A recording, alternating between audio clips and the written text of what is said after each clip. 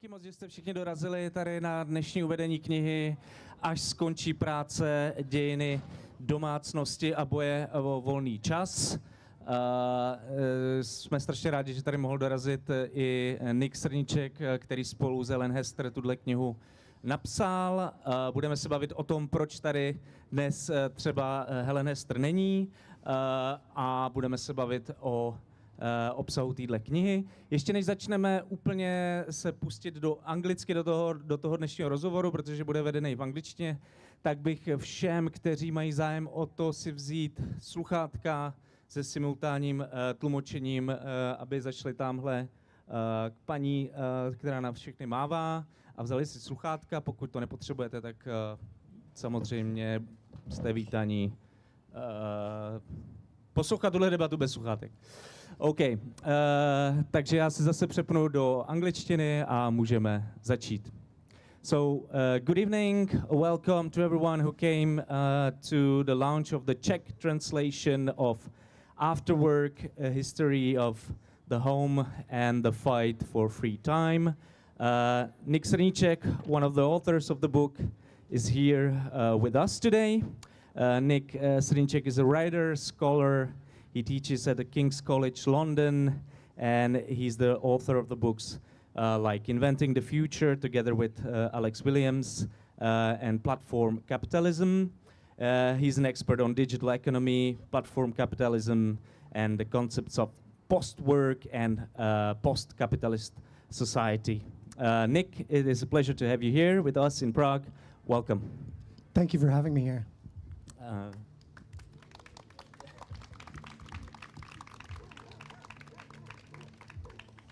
We are here to discuss your book, After Work, History of the Home and a Fight for Free Time, which is just fresh from a printer, fresh from the print, so you can all see it here for the first time. And if you want to have it at home, just go to Ondřej and buy some copies for you. And we were really lucky that Friedrich Ebert Stiftung, Czech Republic, helped us to organize this event, and that you personally could be here. So thanks to Friedrich Ebert again. But you have to come alone without Helen Hester and your kids, which is a shame, because domestic labor and care are the main topics of this book. Can you tell us why you are here without them? Just briefly, you know. I mean, the short answer is we don't have post-capitalism yet. The longer answer is, well, we have to divide up the labor of doing promotional stuff. Helen got to do Milan and Barcelona a couple months ago, so I get to do Prague now, which is very nice. So we are lucky that you came to Prague, and it's a shame that Helen Hester is not here. I'm also today here with Terezzy Stejskalové, who never mind. Who's my wife for a change, and who actually translated this book. So please welcome Tereza here as well. And together for an hour we'll have a discussion here.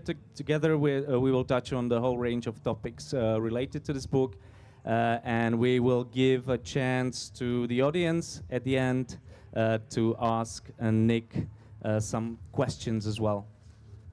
So, this book, After Work, is a sophisticated, thoughtful critique of the contemporary nuclear family, but also of how care is distributed in society. I'm sure we will get to all that, but I'd like to start with something else. After all, the whole process of creating this book was also thematic, let's say, wasn't it? Could you say something more about that? When did you and Helen start writing the book, and when was it finished, and why? Yeah, so I think Helen initially came up with the idea for the book. I think it was 2015 or 2016. She was writing a talk on this. It's basically the same sort of structure as the book ended up being. And I remember reading through the talk beforehand and being like, this is terrific, we should turn it into something larger. So we started working on the book. And then we had 3 children over the course of trying to write this book, which sort of delayed things massively. And then we had a global pandemic, which didn't help things either. So yeah, we had originally intended it to be done, I think, in 2018, but then the 3 children delayed it to 2023, I think, is when we were finishing writing it. So what was the initial, let's say, motivation to start writing this book? Was it the family situation itself, or was there anything else in the start? It was, I knew, Alex and I both knew when we were writing Inventing the Future that care work and reproductive labor was basically missed out almost entirely from the book. And we knew it was a problem that it was also applicable to a lot of post-work thinking. So we saw that there was like this real absence of thought about how would post-work ideas apply to reproductive labor. So yeah, the idea for the book had been there for a long time. And then yeah, we just tried to figure out like, what is the best way to sort of think about how this all works together. I think one of the biggest challenges was like, when feminist thinkers and people who think about reproductive labor talk about, for instance, sort of post-work ideas around automation, it's always as a rejection. So it's always like, well, we can't have robots raise our children. We can't have robots look after elderly people. And so there's sort of this implicit idea that post-work ideas and reproductive labor just don't go together. That there's some sort of contradiction there or tension. And the book is an attempt in many ways to try and work out that tension and try and figure out how post-work ideas have to be modified and how reproductive labor ideas also have to be modified. So, give space to Tereza. Thank you. So anyway, I think it would be maybe nice to introduce the concept of a post-work society, which is like a central topic of the whole book, and maybe if you could introduce it to us. And also a translator's note, it was like a new term that I had to invent in Czech. Postpracovní, I translated it, so yeah. Yeah, it's sort of, I mean, it's an idea with a long heritage. So it goes back to, Thomas More, to Marx, to all sorts of different utopian thinkers. The basic idea of a post-work society, though, is the minimization of necessary labor. So maximizing the amount of free time that we have to then go and choose what we want to do, which doesn't mean simply lazing about doing nothing necessarily. Our free time can be spent doing hobbies, it can be spent with very intense, productive projects, but it's time that we freely choose what we want to do. The minimization of necessary labor is therefore a sort of condition of that. So maybe if when I, for example, when I go home and I play or I prepare a dinner with my kids, is it like a free time activity, or is it second shift? Yeah, exactly. It's incredibly tough. And this is one thing we very rapidly realized when we had our own children, was like how difficult it is to distinguish between work which is sort of necessary and work which is sort of freely chosen. But I think there's very clear cases when like you come home from work, the house is a mess, and you still have to make dinner for everybody, and you're just like, why? I don't want to do this. That's necessary labor, which is sort of being forced upon you in some sense. But at the same time, on the weekend, when you have some extra time, you might want to say, well, I'll spend a couple of hours doing, this big cooking job, and I'll do it because I want to have a fancy meal, and I want to spend the time on it. But you're sort of freely choosing at that point to be able to spend time on cooking. But it means that the same labor can be free in one case and unfree in another case. Can we say that you choose the topic of housework and caregiving as the main, let's say, theme of your book After Work, because it is something that the post-work approaches tend to neglect? Like, was it the main motivation? It's very much neglected in post-work thinking. So you go through all these sort of various utopian thinkers about post-work ideas, and more often than not, they'll sort of imagine the post-work utopia as being like, oh, we'll cook really elaborate meals and we'll do all sorts of things that, people who have been forced to do that work are like, well, I don't really want to spend my post-capitalist time doing all that work.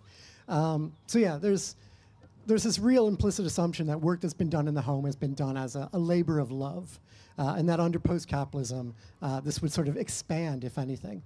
So somebody like Andre Gores, for instance, one of the major thinkers of post-work ideas back in the 1960s France, sees the house as sort of a model of what post-capitalism might look like, which obviously many, many people would have problems with. So the idea was of the book to try and reflect on how post-work has to think about work, but also how it has to think about what sort of comes after capitalism. When we start thinking about our liberated free time, does it demand that we have all these elaborate fancy meals, or do we have to have a stronger idea of the sort of open-ended nature of freedom under post-capitalism? We were talking about housework, we were talking about concept of post-work society. What's lacking is the concept of free time or fight for free time. Can you elaborate on what free time is for you and why it is important to fight for our free time? So in some not so small part, the fight for free time as a phrase is actually a reaction to when we publish Inventing the Future and sort of we say, okay, we want to end work. And then we go out and do all these talks about how we want to end work. And inevitably we'd get people saying, but I like work and I want to do work. And so there was always the sense that like actually ending work is not necessarily the best way to think about phrasing what we want. The fight for free time is an alternative. And I think with the free time, what's invoked is not like the opposite necessarily of work, but it's free time to freely choose what you want to do, which again could be a very intense, purposeful, difficult project, but it's freely chosen rather than being, coerced by the economic structure, so coerced by natural necessity. Okay, so yeah, maybe I will bring another example from my life. So. Go ahead. So let's say as I said, like I come home and I work, and then I come home and I do whatever, the laundry. Jan does the dishes and I do the laundry. That's our division of labor. So I do the laundry. And this is also what my mother did when she was my age. Like she would go to work and then she would come home and do the second shift. And this is also what my grandmother did. She worked, she came home and she did the second shift. So what your also book touches upon is this technological kind of progress, and how come that despite AI, despite all the kind of technological innovation, this fact did not change for most women for 100 years or so. Yeah, there was in the 1970s some research done on the impact of domestic technologies on the amount of work that people do in the home. And it was sort of, it was pointed out that in the early 1900s, there was effectively an industrial revolution of the home. We saw things like washers and dryers, dishwashers, plumbing, gas lines, electricity, fridges, freezers, all these things coming into the home. All these domestic devices which dramatically changed what the house looked like in its basic material conditions. And the assumption would be that, well, with all these new technologies, we're doing much less work in the home. What researchers found in the 1970s, though, particularly Ruth Swartz-Cohen, was that actually this wasn't the case, that a housewife of the 1900s was doing as much work as a housewife of the 1970s, despite the technological situation being massively different. And what we sort of do in the book is we try and update those figures from the 1970s, and you can see that actually over the course of the entire 20th century, there's like the smallest reduction in domestic work. There's been some rebalancing between genders, but the quantity of work has remained virtually unchanged across the 20th century. And one of the big questions then is, well, why is this the case? That's what I was about to ask you. So if you can elaborate on this, like why is this happening? Well, there's three sort of major reasons. One was work which had been sort of collectively done beforehand. So laundry, for instance, was done in a sort of communal fashion. Women in a neighborhood would get together and all sort of share the labor. With the dishwasher, or sorry, not the dishwasher, the washer and the dryer, this work became individualized onto one person who did that labor.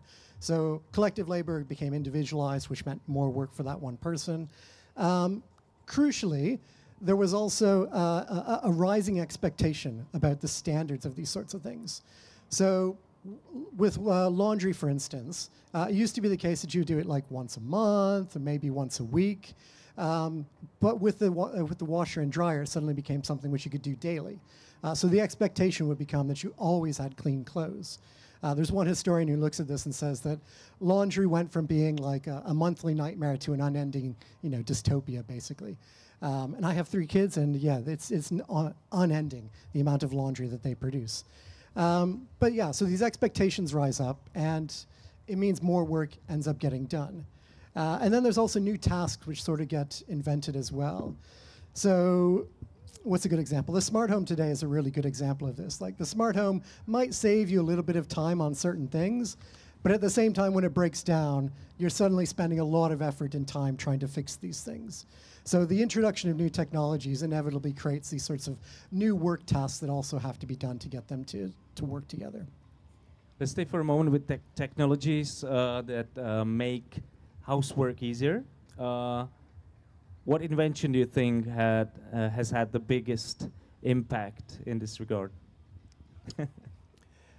I think plumbing is one of the biggest ones, if I had to like pick one, because of what it makes possible. But also, when you look at the period before plumbing, or when you look around the world today in areas that don't have plumbing, the amount of time devoted to like lugging water around is immense.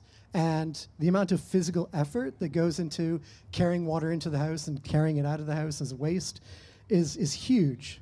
So plumbing has made a massive difference, I think, both in terms of time and the sorts of effort that are required.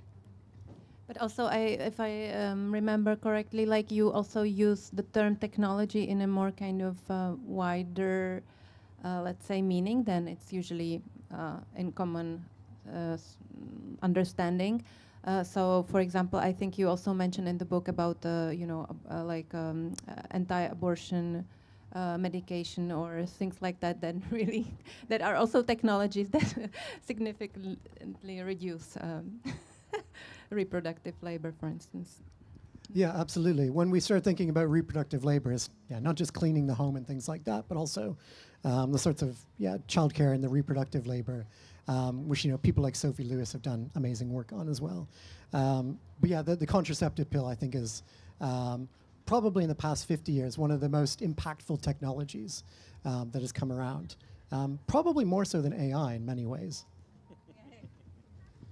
Maybe, Tereza, you should ask about Sophie Lewis, because Nick was mentioning it right now, and she's mentioned a couple of times in the book as well. Yeah, but I'm also a big fan of the chapter or of the chunk of the text related to intensive parenting, which is it's related, isn't it? It is related. So this is really one of my favorite parts of the book.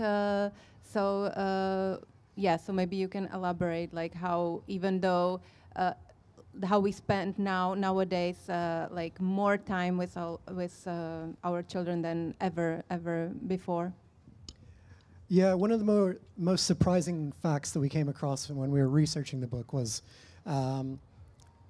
we had this assumption going in that as women have moved into the workplace over the past 50 years, less people are at home, so there's going to be less childcare in the home.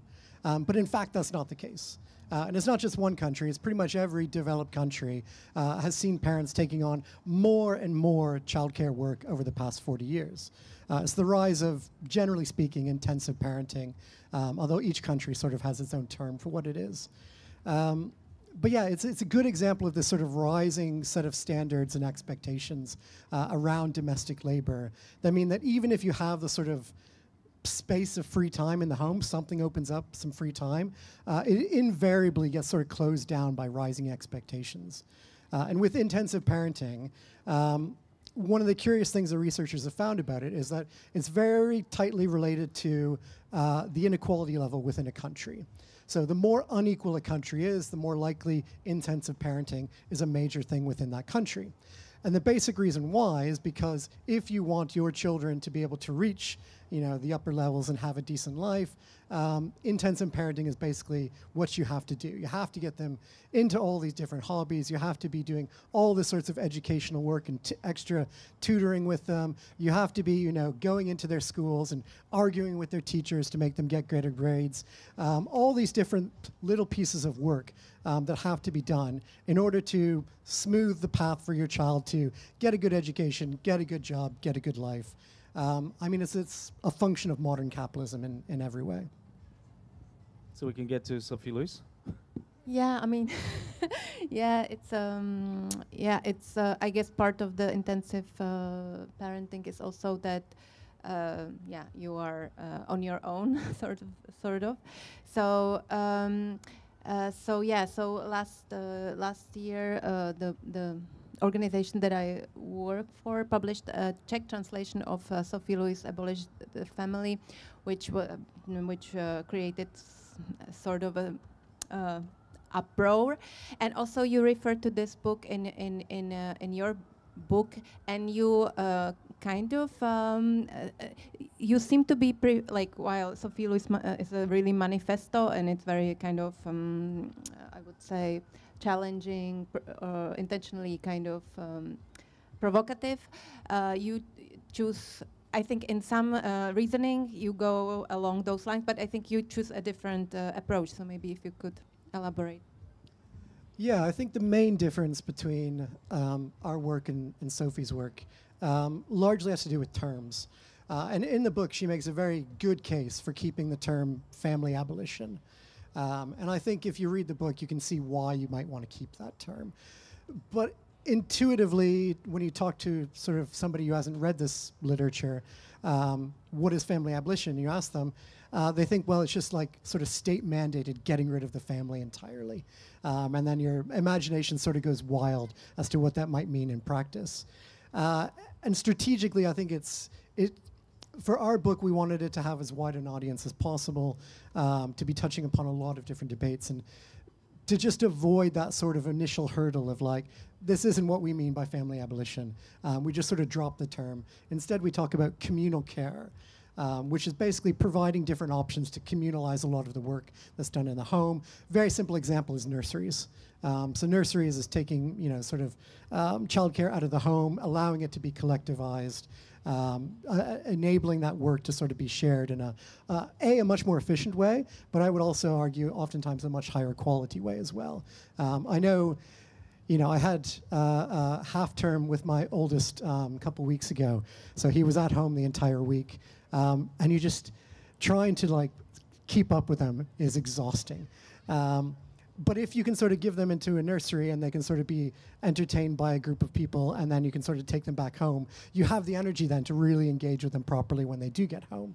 So I think there's a much higher quality of care if you can share that labor besides just pushing it back into the nuclear family.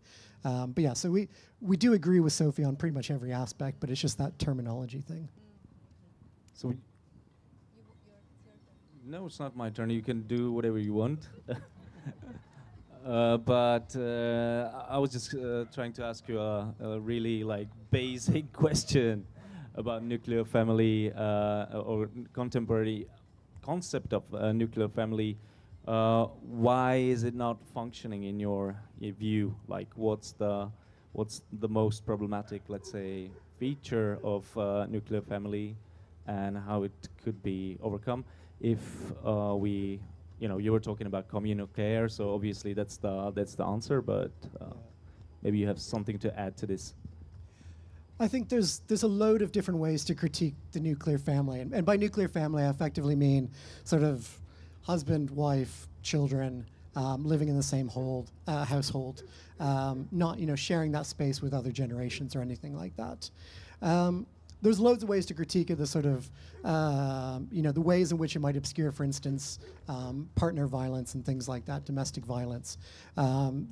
For us, though, we're focused on the issues of work in the home. And for us, what's really problematic about the nuclear family is that it's wildly inefficient. You know, Ruth Swartz-Cohen has this line about how everybody sort of goes home at the end of the night and then has like a little industrial factory that buys little tiny bits of products that they need to cook meals. They then individually produce all these meals, oftentimes with a lot of food waste at the end of the night. And there's just many better ways that we could be doing this sort of stuff. Much more environmentally friendly, much more post-work friendly ways to be doing this sort of stuff. The other key problem, I would say, with the family is just the inequalities that it contains. So the inequalities of the gender division of labor, which it has been getting better. Women have been doing much less work in the home over the past 40, 50 years. Men have picked up a little bit of that slack, but not nearly as much as the women have stopped doing. There's still problems, though. So, for instance, in the UK, the average man has, I think, about 5 hours more free time per week than the average woman. And again, this goes to the gender divisions of labor within the home. And there's also inequalities in terms of what sorts of work are being done. So typically women will do routine work that like never ends, vacuuming and cleaning and changing nappies. And typically men end up doing the sort of more engaging work with children, you know, playing with them and talking with them and that sort of stuff. I really like your example in the book when you mention about how when the researchers were measuring the free time, they usually the women's free time was actually passively engaging with kids. So she would watch television or be somewhere, but she would still watch the kids, whereas the free time of men would be like completely outside of the family unit. Which is something subtle but very significant, I find. So yeah, so maybe we could also because you also. I just want to ask Nick, like you laid out many, let's say, arguments why the concept of nuclear family is not, you know, enough, let's say, but why is it still that important for our like societies? I don't see any, you know, big revisions of this and, you know, new approaches or anything like that. So why is it so popular? And also it's really like explosive if you're saying, you know, abolish family or we should overcome family or whatever. So why is it so crucial for us? Yeah, I think there's a couple of reasons. One is that it's been ingrained in the state. The idea of the nuclear family. So if you look after World War II and the rise of welfare states after the war, in most of them, they build into their very frameworks the idea that men will go out, earn a wage, and come home afterwards, and women will stay home and look after the household. It's explicit within the UK system, for instance, and many welfare states ended up being based upon that beverage-based system. So yeah, it's built into a lot of state policy for one aspect.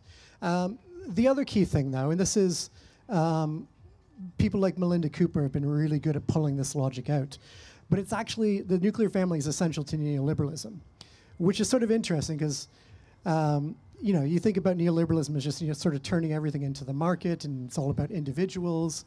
But in fact, the family is essential to the project.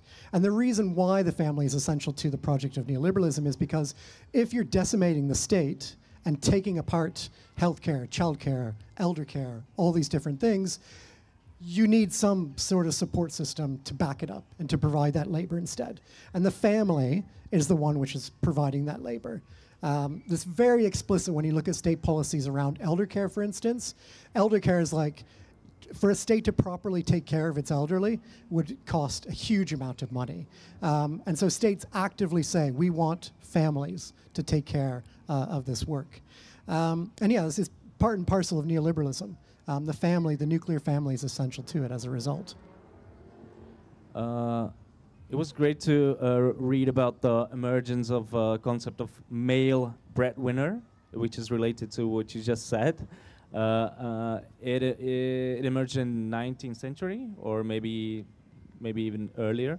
Can you tell us a bit more? Like, how was it before that? Why this concept showed up, and what was the impact of it? Male breadwinner. I think it's really popular in Czech Republic as well. It's a relatively recent phenomenon, yeah, at least in the sort of course of human history. The male breadwinner model, which is basically the man goes out to earn money from the labor market, the woman stays home, takes care of family in the house. It emerges from the sorts of the demands of wage labor, effectively. So we start to see it emerge whenever capitalism comes into a society and wage labor becomes the dominant way in which people earn an income. It means that if you're earning a wage, you have to be out of the home from, well, typically 9 to 5 sort of thing. And you have to be staying there for that entire time period.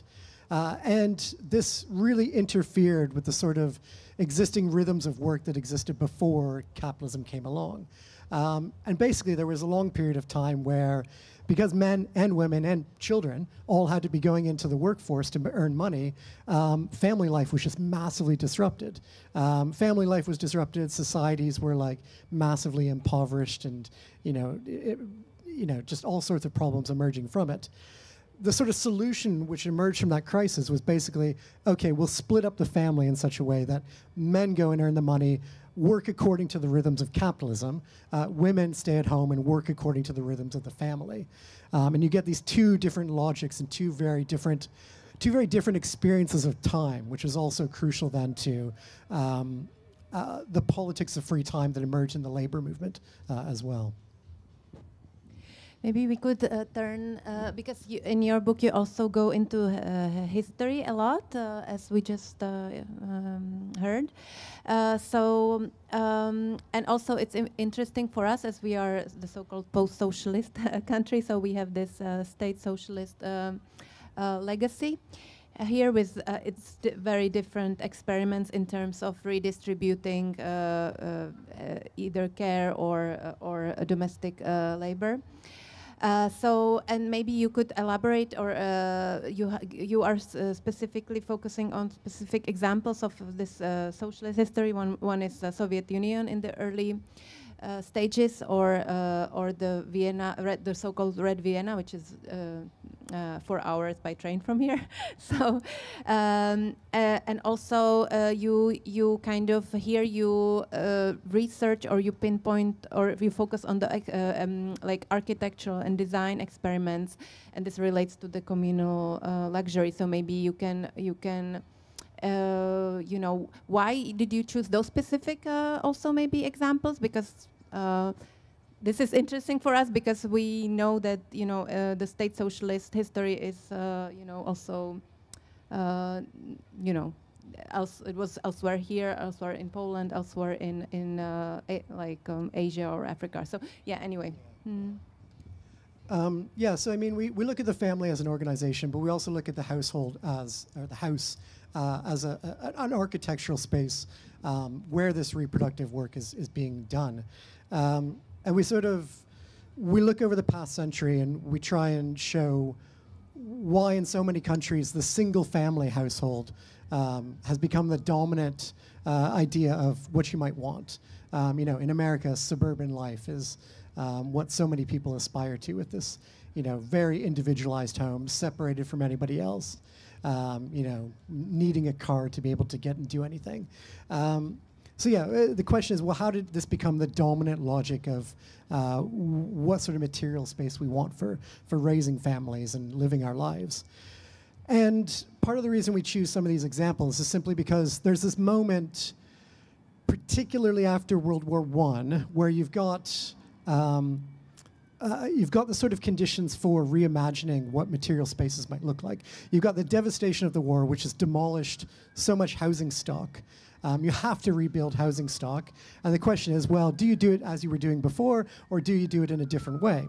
You also had this urbanization phenomenon of all these people moving from the countryside into cities. So you had overpopulation in many, many places. So people in this sort of, interwar period were basically saying, how can we design living spaces in a way that's better suited to people than beyond just what we had beforehand? And you get these sort of experiments like Red Vienna, like the communes of Soviet Russia, and things like that.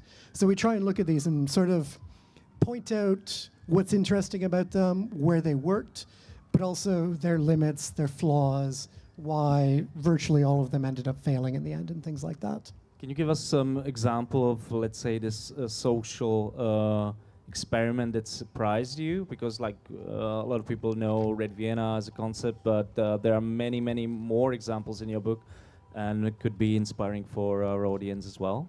So what was your favorite, let's say?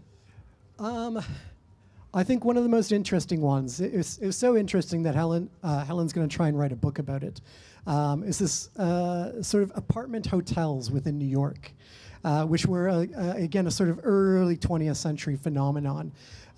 If anybody's watched the TV show Only Murders in the Building of the title is based upon a real building in New York called the Ansonia. And the Ansonia has this history as an apartment hotel in the early 20th century, which was basically a sort of like a hotel, fully service sort of thing, but it was where you would live. So, you know, cooking, cleaning, laundry, all these various things provided for, built in a space that was supposed to enable collective living. You had your private space, but it also enabled sort of collective living as well. And apparently the original Ansonia was also really oriented around artists. And so one of the things that's built into the infrastructure of the building is that all the walls are soundproof. So you can play your musical instruments in your room and not bother your neighbors and things like that. So there's all these little thoughtful design processes that went into this building. And one of the really interesting things about it is it's also a good example of, like, for a brief moment in time at least, collective living in this way was an aspiration for the rich as well. It wasn't just something for poor people. It was something that the rich wanted to do as well. So it's interesting for all these reasons. Can you tell us more about the fall of this concept? Like, you know, why it ended? Because it sounds... Like all You could talk to the microphone, maybe. Yeah. I mean, all the experiments kind of were sort of short-lived in a way. Yeah, but what was the reason? Because, you know, you picture it as something, let's say, great, fascinating, that everybody was aspiring for. So what was the reason why it ended? It was the hotel industry in New York. So the legal aspects of these apartment hotels, which were not apartments but not hotels, they sort of occupied this legal gray area, which the hotel industry didn't like at all. And so they eventually pushed for legislation to be changed, which made them impossible to exist, at least within New York.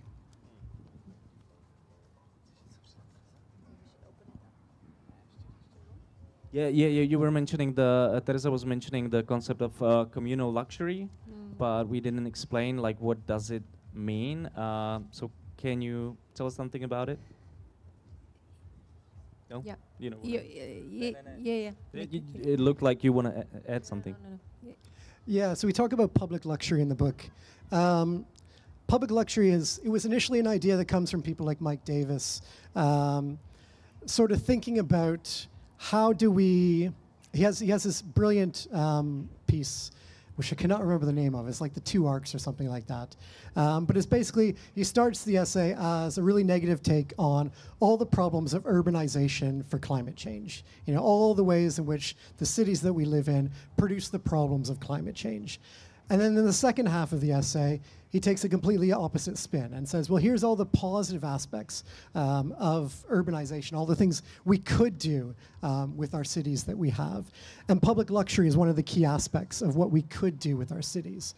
So it responds initially to this issue of climate change, thinking about, for instance, instead of using everybody having their own swimming pool in their backyard, having big, luxurious public swimming pools and things like that, which, curiously enough, we found in our research was a really big thing in the United States, of all places, before the 1950s or so. Massive luxury pools where like 10,000 people could come and effectively play in this pool, and you have little parks built around them, all sorts of things. They fell apart because of racism, because they were desegregated eventually, and when they were desegregated, most cities decided they didn't want to keep funding them if it wasn't for whites only. So racism ruined that. But yeah, so public luxury is these sorts of ideas of how we can sort of take private luxury and turn it into a form which is available for everybody. But then also thinking about this in a post-work way as like, well,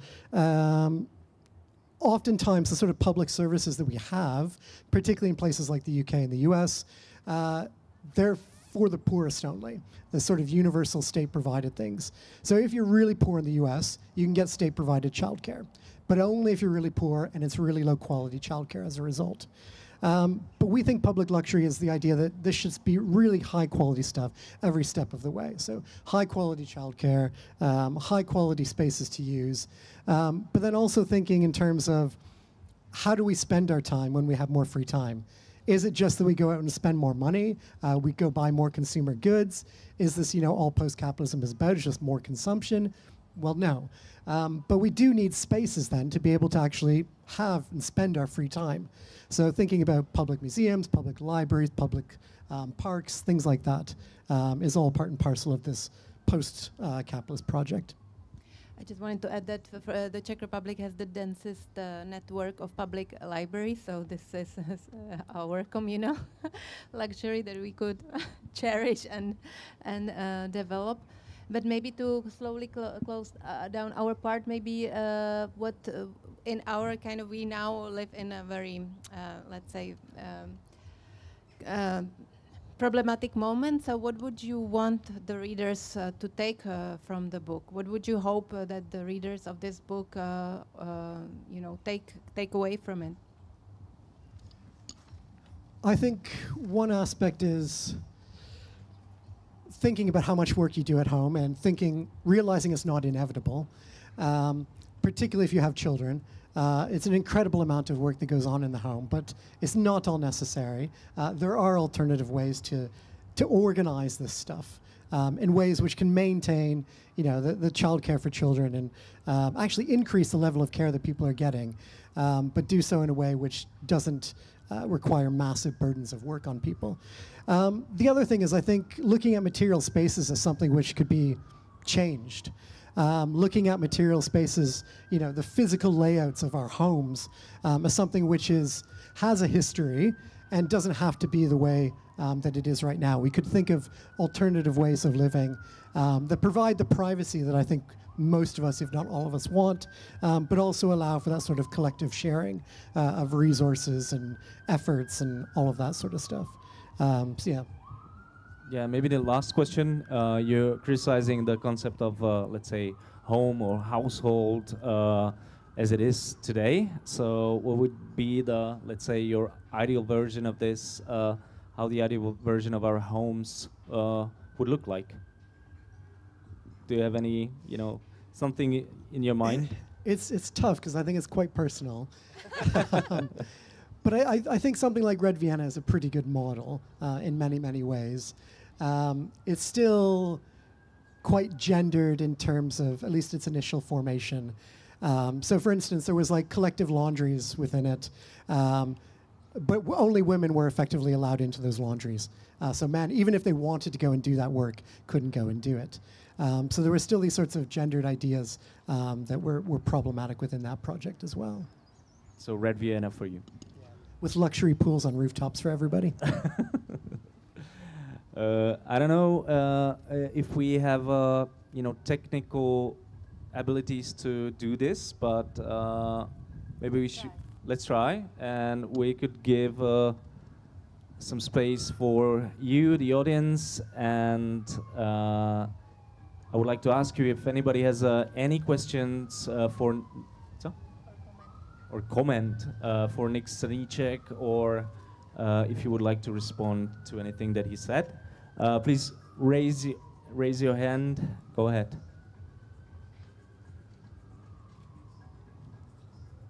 Hello. Oh, it's loud. I'm Olga, and I'm a researcher as well. And just recently, I was working on a project that looked into personal and household services and their marketization.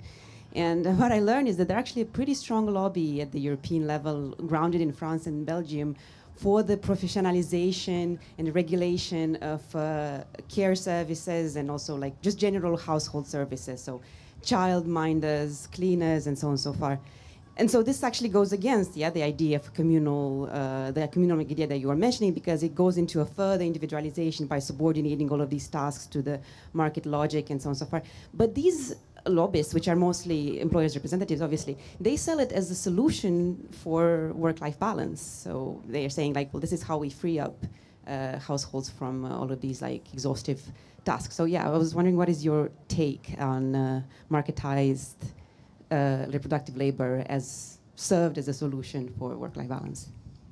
Yeah, I mean, I can see why the companies present it as a solution, but it is, it's very rapidly leading to massive inequalities in terms of free time. I was reading this story I got recommended the other day about this very wealthy woman. She's got, you know, a millionaire. And she was talking about how she outsources some of the work of parenting. And I was like, oh, that sounds interesting. What does she do? She's like, oh, you know, 3 or 4 days a week, I'll get a cook to come in for 8 hours a day and just cook us all elaborate meals for my family. I was like, okay, that's nice for you. That doesn't work for 99.99% of the world.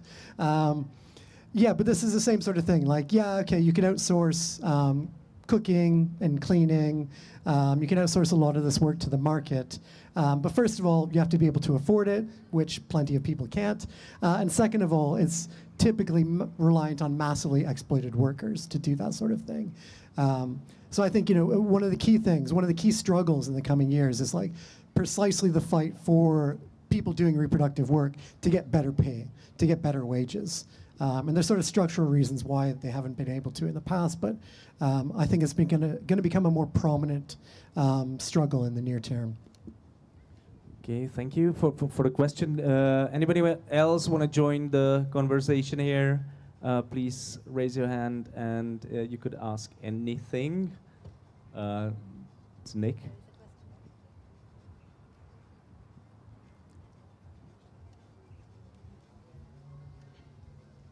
Dobrý den, já jsem teda knihu ještě nečetla, takže se chci jenom zeptat, jestli se v té knize anebo v nějaké jiné také věnujete tomu, jak umenšit čas té námezní práce.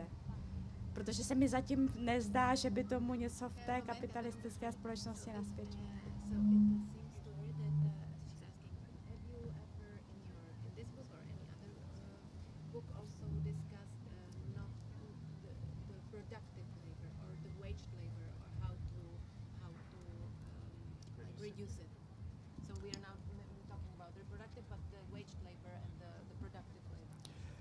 Yeah, in my earlier book, Inventing the Future, it's focused on wage labor in general and the sort of the efforts to reduce it.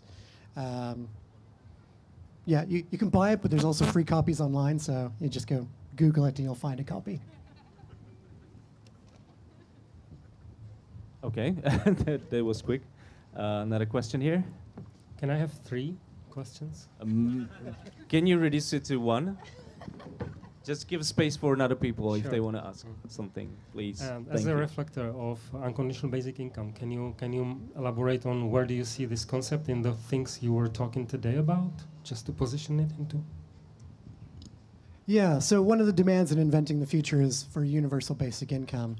I'm a bit more skeptical about it nowadays, I think, than almost, 8, 10 years ago.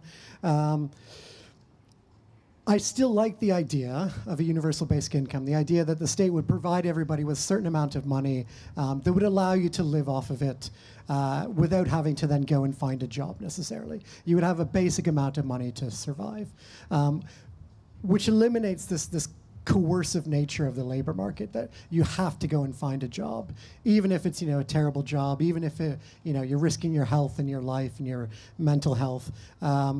You know, today you have to go and find a job. Universal basic income eliminates that coercion, and I think it's massively important for that.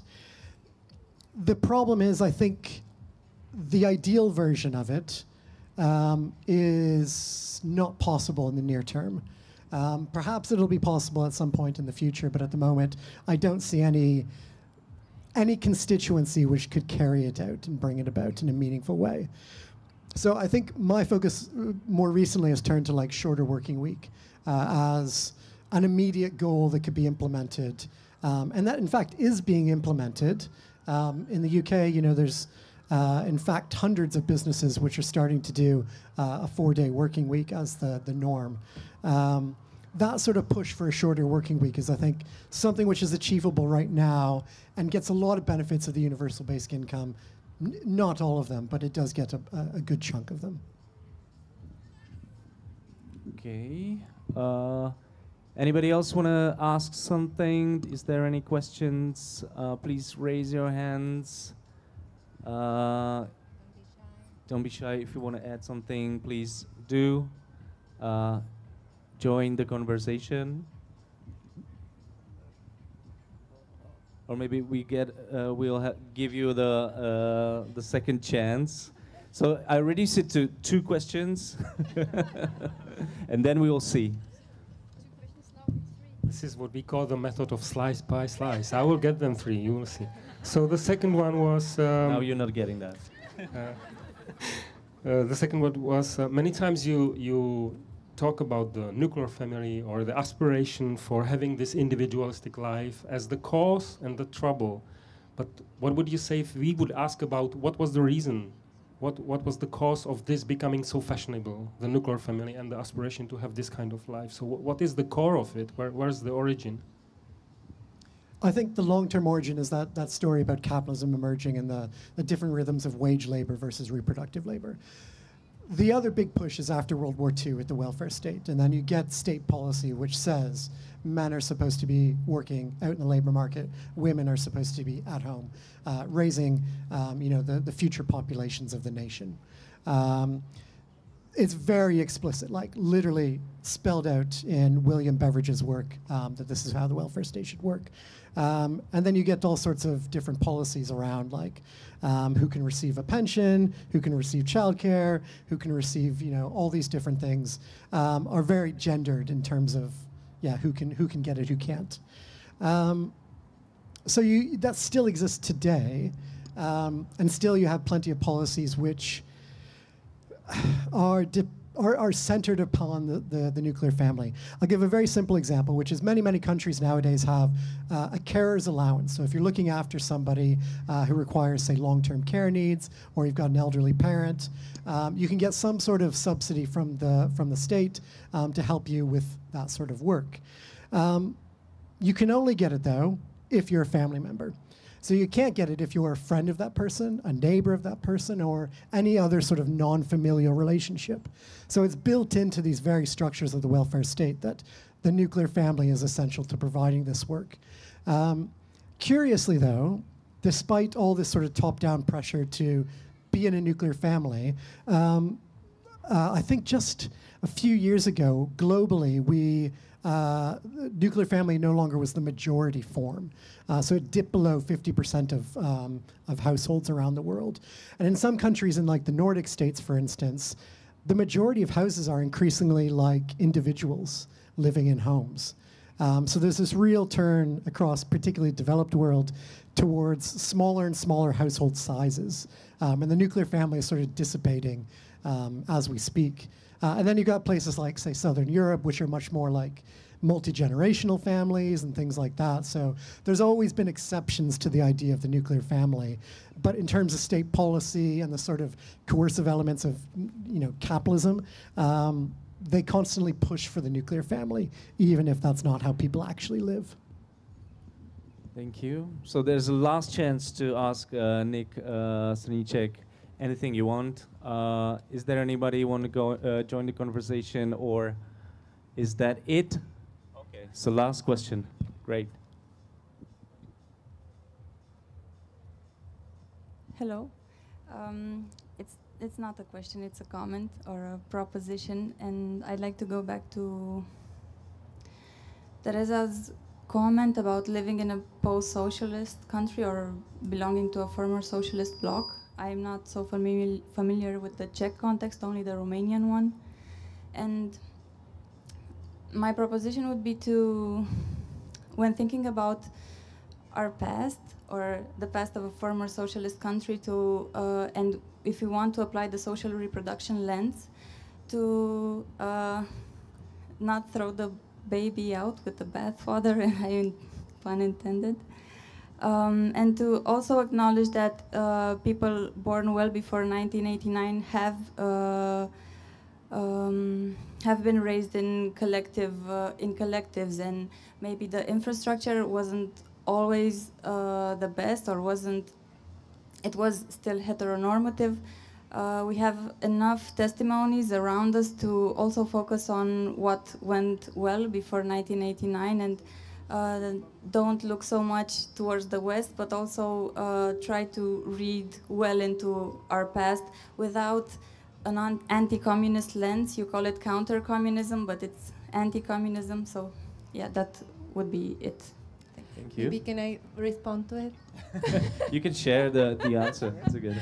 No, but there is this. I totally agree with you. And there is this interesting project from the Czech history. It was called Emancipated Household, in Czech Osvobozená domácnost, which was a state company, which basically was supposed to take care of the domestic labor. So the idea was that you come home and it's all clean, because there is a state company that it never was realized. But there are interesting examples. But I'll let you reply. I completely agree. One thing we realized when we were writing the book, well, one contribution I think of the book is that so much of social reproduction theory, at least in the English language world, is focused on America. And it sort of has this idea that what happened in America happened in every other sort of developed country. But America is really weird in so many ways around social reproduction. And it too easily gets universalized. So I think one contribution of our book is we try and bring in a more diverse perspective on developed countries. But one thing we do not do, and we couldn't do in the book, is a much more global picture. You know, the sort of East Asian countries are very different. Latin America has its own ways. Even Southern Europe is quite different from, you know, Northern Europe and things like that. So there's a lot of room, I think, precisely to try and get different trajectories of social reproduction over time and sort of illuminate the different ways in which, like, capitalism and major events like wars and welfare states have sort of led that trajectory down different paths. So, thank you. That's all of today's interview with Nick Srnicek about post-work society, nuclear family, capitalism. Nick, thank you so much for great insights and for being here with us for this occasion of launching the Czech translation of your book, or the book that you written with Helen Hester after work, the fight for home and free, and the history of home and the fight for free time. So thank you again. Thank you. Thank you.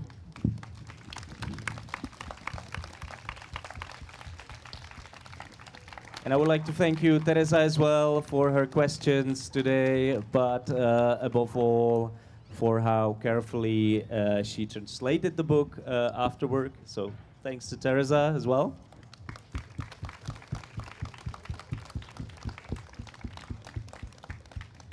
And of course, thanks to the Friedrich Ebert Stiftung for making this whole event possible today. Thank you very much.